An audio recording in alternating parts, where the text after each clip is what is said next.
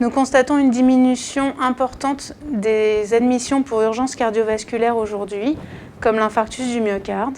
En revanche, nous observons une augmentation des patients qui arrivent pour une maladie cardiovasculaire avancée, telle que l'infarctus du myocarde constitué. Les patients sont alors exposés à un surrisque de décès ou d'insuffisance cardiaque avancée, avec un risque derrière d'invalidité, d'essoufflement au long cours.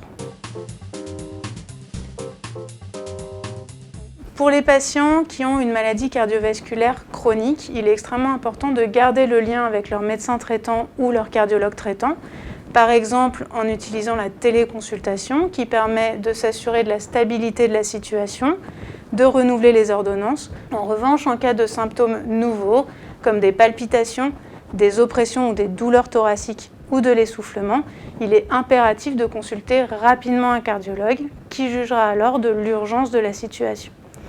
Enfin, en cas de douleur thoracique prolongée ou récidivante ou d'essoufflement extrêmement invalidant, il faudra alors impérativement appeler le SAMU malgré le contexte actuel de Covid, qu'il y ait de la fièvre ou non.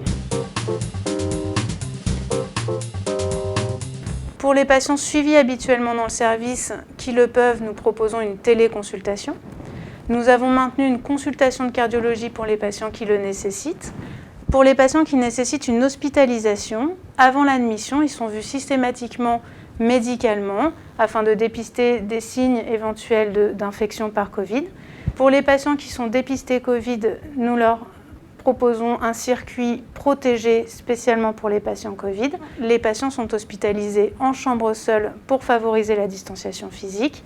Nous avons une liste d'attente de patients à domicile qui est priorisée selon le degré d'urgence et nous proposons régulièrement à nos patients de venir en hospitalisation pour bénéficier de leur intervention en fonction des possibilités de bloc opératoire et de réanimation.